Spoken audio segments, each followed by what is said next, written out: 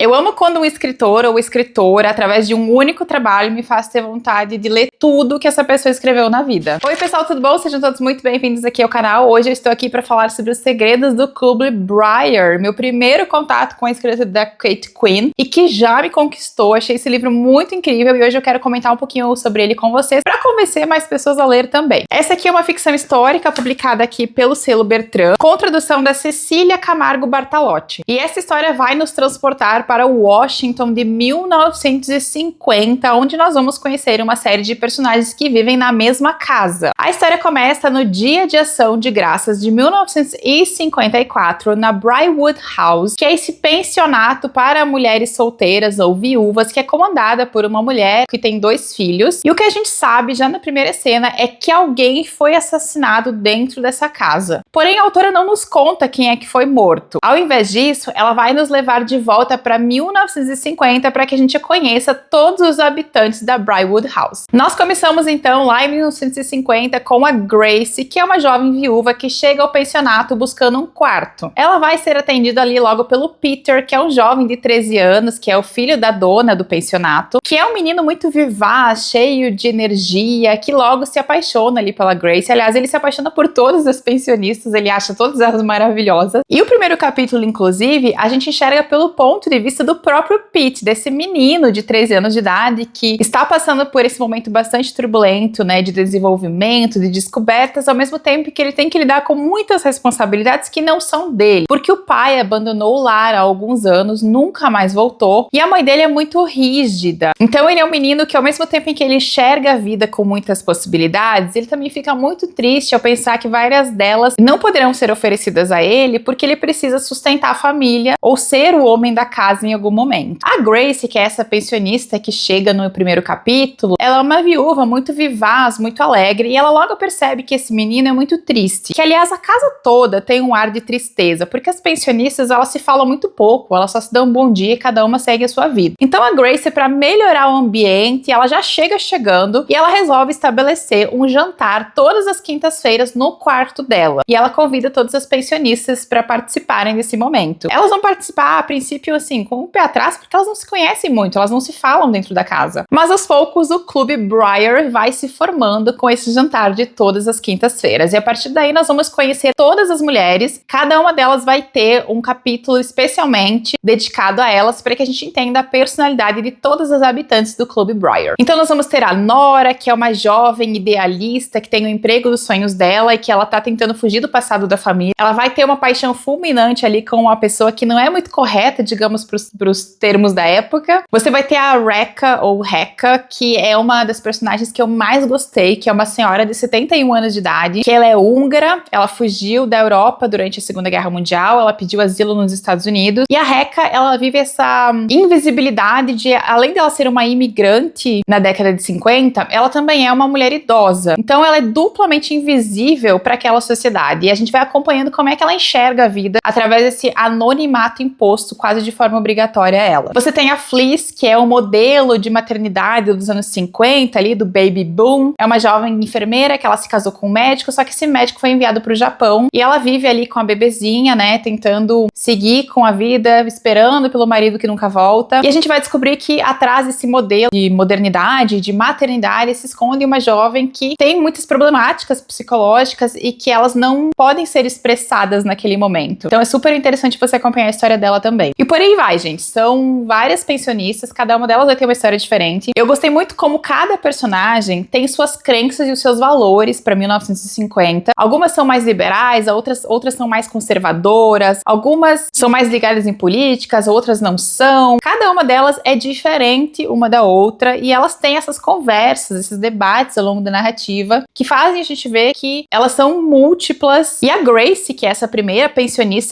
que chega, né, lá em 1950, ela é a cola que cola todas essas peças diferentes e ela também é a mais misteriosa. A história da Grace vai ser a penúltima a ser contada no livro, então a gente tem ali todo o livro para tentar entender quem seria a Grace, né? Será que ela esconde alguma coisa? Até chegar ao final e descobrir toda a história dela. E claro, lembrando que lá em 1954 alguém foi assassinado. Então você lê o livro na tensão de quem morreu, né? Quem dessas mulheres? Será que uma delas morreu? Será que uma delas é a pessoa assassinada lá no futuro? Não sabemos, tem que ler ler pra descobrir, e essa tensão foi uma das coisas que eu mais gostei ao longo da narrativa. Tem um detalhe muito legal nesse livro também, é que os capítulos de 54, eles são contados pela casa. A Briarwood House, ela é meio que uma casa senciente, sabe? Ela tem pensamentos, e ela fica falando sobre o que tá acontecendo na cena ali. Então, o ponto de vista de 1954 é da casa, não é de nenhuma pessoa. Por isso que se torna ainda mais misterioso, porque ela só fala que tem um corpo ali dentro de um dos cômodos dela, mas ela não diz de quem que é o corpo também, e a gente vai acompanhando. O trabalho da Kate Quinn, como romancista, é escrever narrativas com fundos históricos muito peculiares e muito diversos, né? E nesse caso aqui, o fundo histórico da narrativa é os Estados Unidos de 1950, onde os personagens estão passando pelo que hoje a gente chama de o pânico macartista. Em 1950, nos Estados Unidos, nós tivemos essa campanha institucional liderada pelo senador Joe McCarthy, que era contra a ameaça vermelha, contra a ideia da União Soviética. E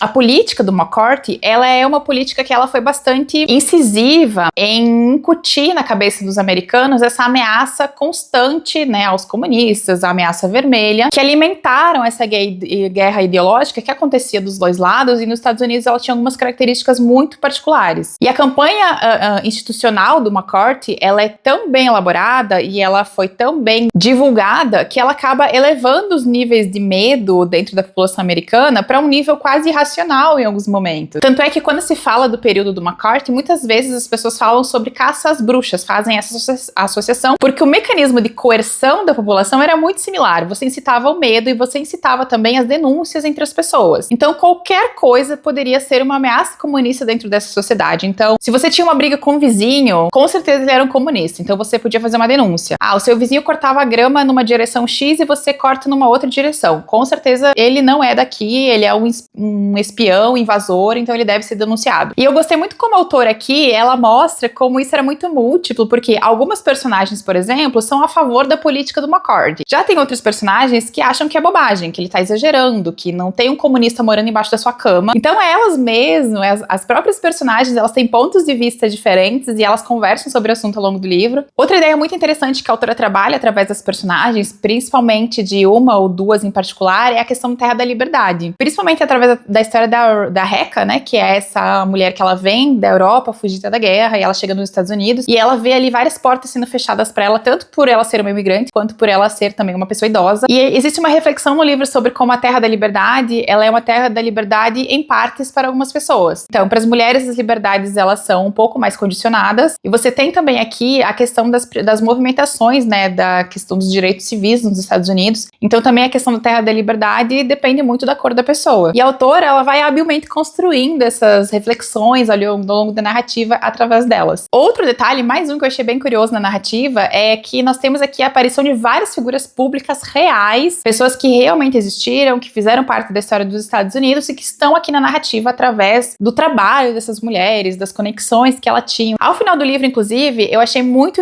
legal que a autora, ela tem um apêndice histórico de notas, onde ela coloca todas as inspirações para ela para criar cada uma das personagens, porque cada uma delas vem de um contexto muito específico que a autora usou como base para criar o personagem, e ela explica ali o que é real, o que não é, quais foram as suas inspirações para cada uma. Eu achei isso muito legal porque eu acho que ele aumenta essa dimensão criativa do livro, e foi uma das coisas que eu mais gostei, ela ter colocado essas informações ao final. Achei bem pertinente e eu acho que vai agradar muitas pessoas também saber exatamente a origem de algumas questões que são trazidas ao longo do livro. A questão do mistério, né, de quem foi assassinado, foi outra coisa que eu curti muito ficar pensando ao longo do livro, porque você não tem certeza de quem morreu até o finalzinho do livro. Tanto é que no final eu levei um susto uma hora, porque parece que uma determinada pessoa tinha morrido. Eu fiquei muito triste quando eu vi, mas logo depois tem mais uma cena e você descobre que não era bem aquilo que tinha acontecido, então eu fiquei feliz de novo. Mas foi um livro que me manteve super curiosa até o final, e a cena final onde você descobre quem foi assassinado, como foi assassinado, é uma cena que tem uma bagunça ali entre todos os personagens, é muito incrível de ler, gostei bastante. E uma curiosidade é que tem uma personagem desse livro que ela é sobrinha da personagem de um livro anterior da autora. Eu não vou lembrar o nome do livro agora, até esqueci de anotar, mas eu vou deixar a capa aqui pra vocês, que tem uma pequena conexão entre essas duas histórias, então, porque essa personagem é tia de uma das personagens de O Clube Briar. Gente, foi o meu primeiro contato com a escrita da autora. Eu achei uma escrita muito gostosa, uma escrita que faz com que você queira fazer leitura, que você vire uma página atrás da outra, que te mantém curiosa nos dramas e nas alegrias e nas tristezas das personagens. personagens, você torce por elas, mesmo aquelas que não são lá muito simpáticas, porque aqui também é um diferencial. A autora não faz com que todas as personagens sejam modelos, assim, perfeitos de personagens. Elas têm defeitos, elas têm questões que você vai concordar e você vai discordar em relação a elas, e eu acho que isso torna a leitura um pouco mais rica também. Então eu curti muito, eu tô louca pra ler tudo da autora agora. Inclusive, quando eu postei que eu havia lido o livro lá no Instagram, muita gente veio me falar, lê aquele, lê o outro, lê o tal. Gente, eu não tenho nenhum em casa no momento, eu só tenho esse. Vou ter que dar um jeito de correr atrás das outras edições pra ler tudo dela. E se você já leu, aproveita e já comenta aqui embaixo pra mim qual que foi o que você mais gostou de todos. Então, gente, é uma ficção histórica muito gostosa de ler. Eu deixo a dica aqui pra quem gosta de livros que trabalhem uma boa construção de personagem, aliados a um fundo histórico interessante, curioso, que vai fazer você ali fazer algumas pesquisas extras pra entender tudo melhor. Espero que tenham gostado de saber um pouquinho mais sobre o Clube Briar. Vou deixar o link do livro aqui embaixo pra vocês, tá bom? Beijão